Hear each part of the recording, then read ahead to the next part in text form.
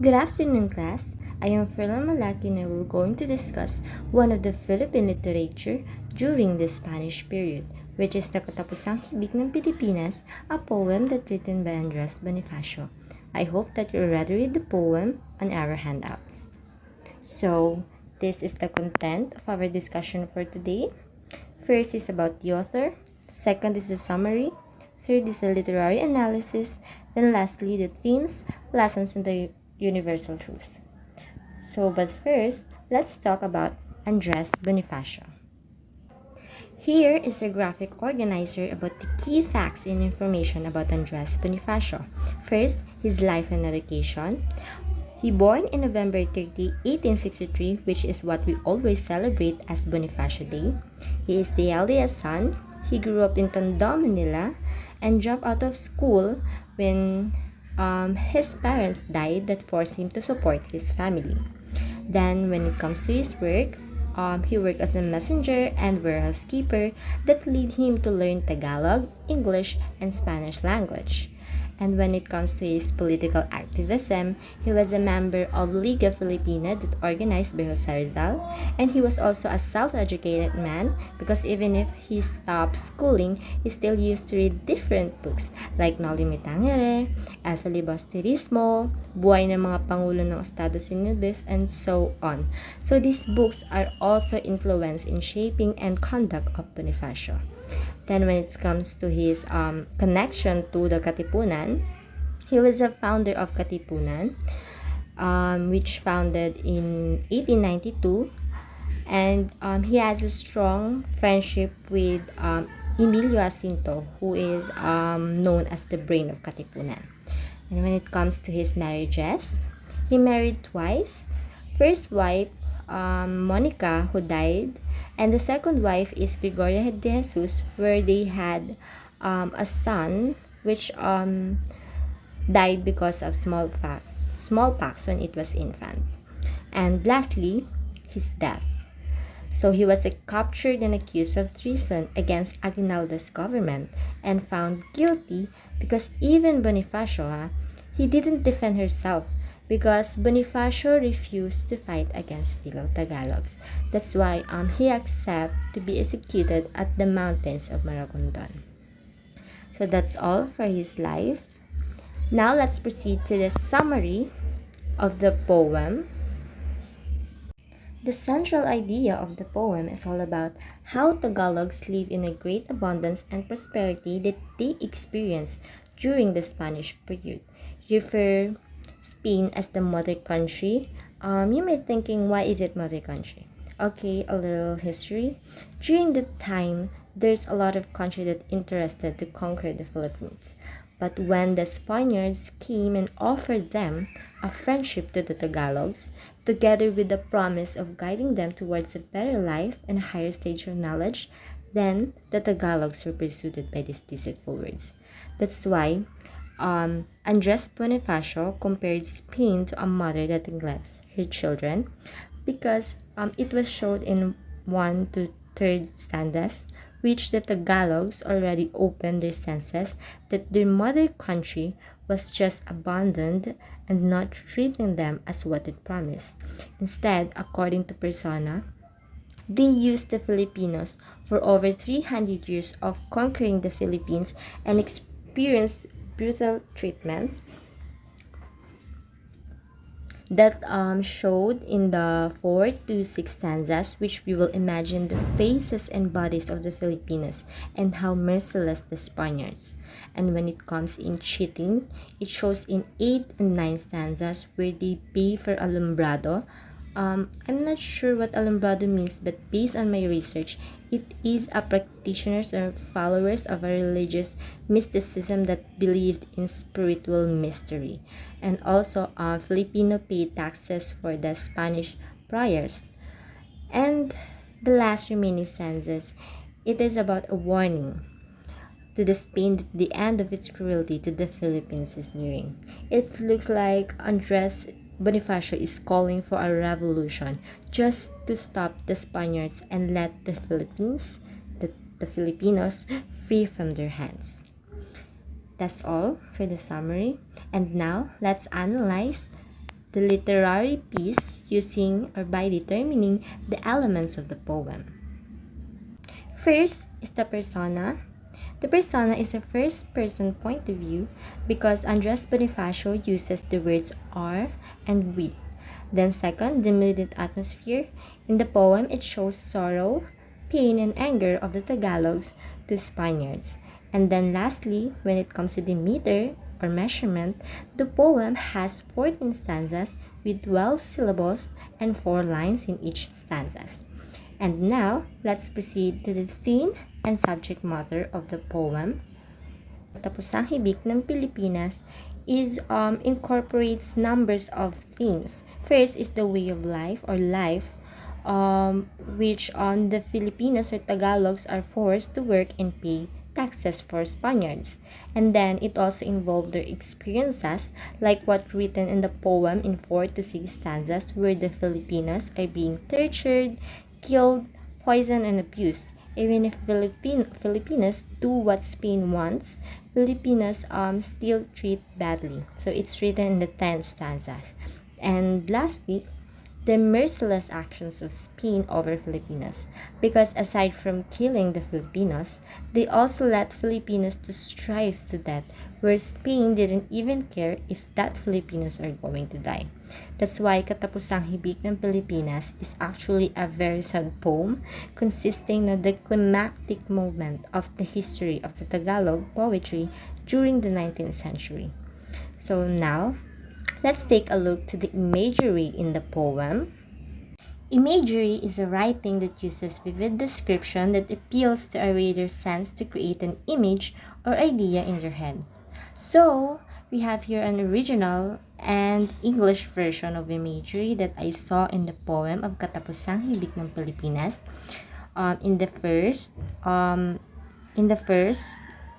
lines, so we will see a Filipinos that being treated like an animal through the way the narrator described the torturing, kicking, and so on.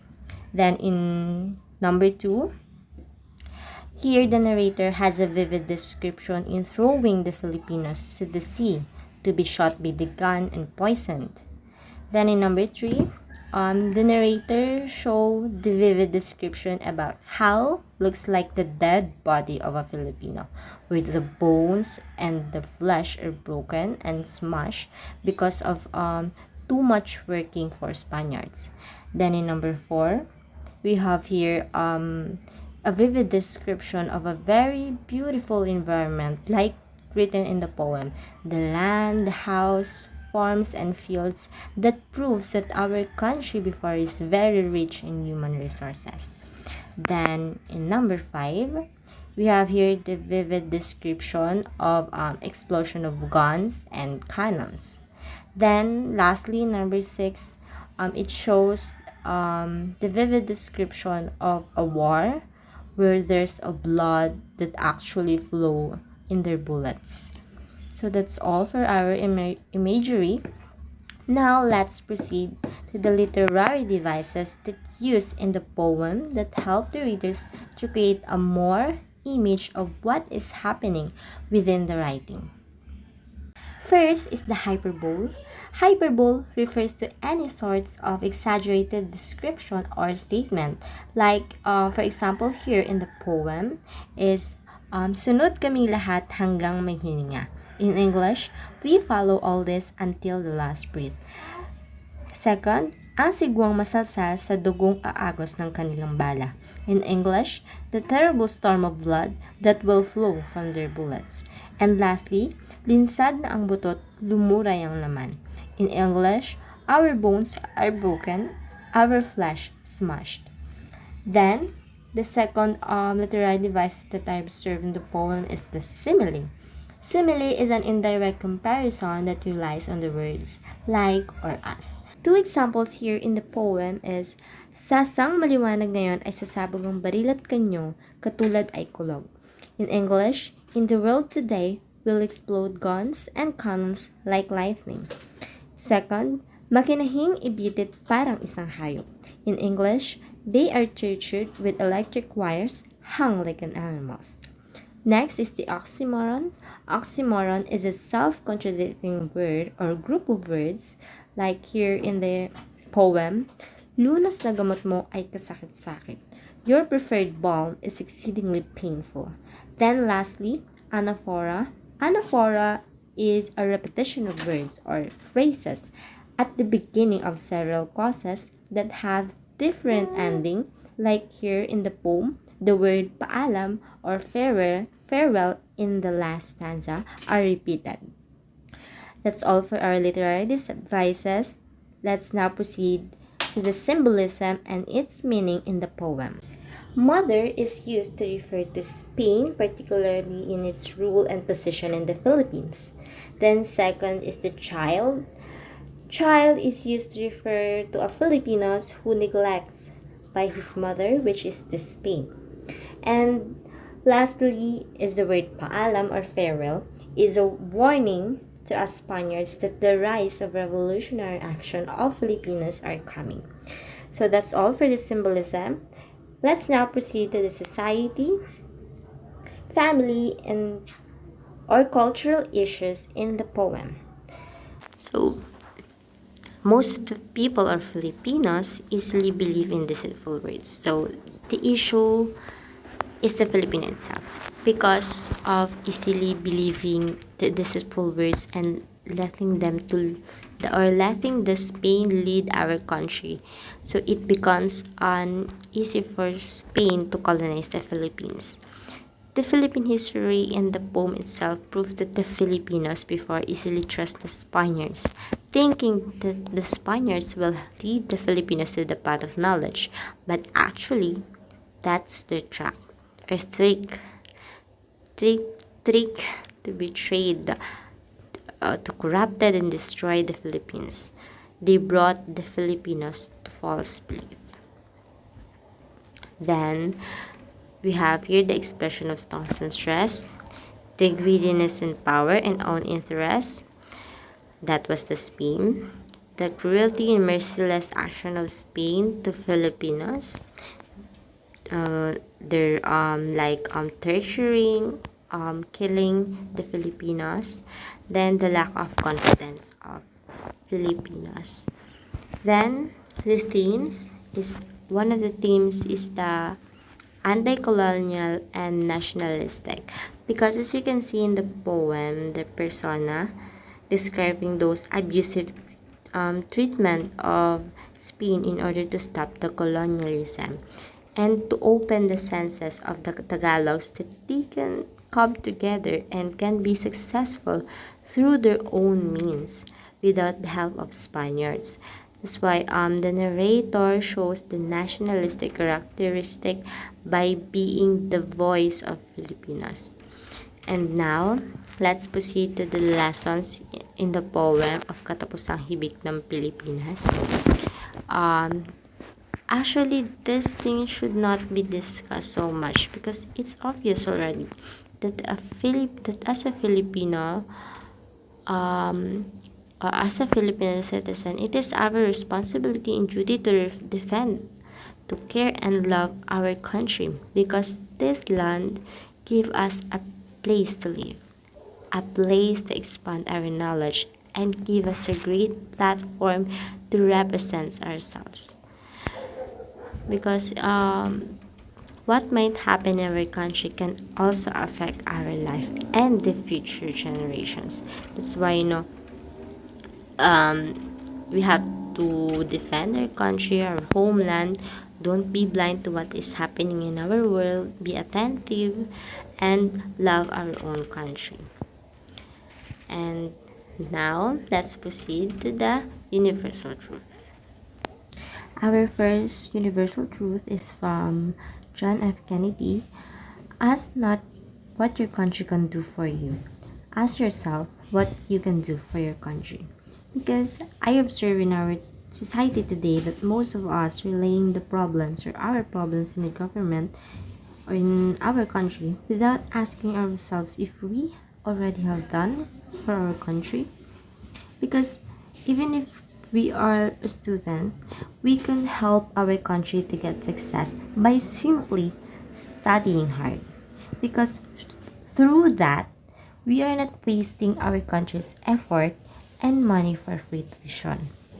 And of course, from Ronald Reagan, if we love our country, we should also love our countrymen. Like in the poem, the narrator showed care and love to our fellow Filipino by the means of declaring a revolution against Spaniards just to end and let the Filipinos free from the oppressors. So comparing in our present day, we should also love our countrymen by just helping and each other. Like here in our block, we can help each other to survive this semester by having a unity through sharing ideas, knowledge, and thoughts so we can spread positivity and success. So that's all for our universal truth. And now let's proceed now to the performance task. So make a mind map that summarizes the key major points of our topic today, which is Katapusang Hibik ng Pilipinas. Use your own words. You can also use Canva or any apps or technologies that will help you to create the mind map. So here is our mind map rubrics criteria, just to make sure that you read this before creating your performance task. Okay, so that's all. I hope you learned something from me. If you have a question, reflection, or addition, just open your mic. Thank you.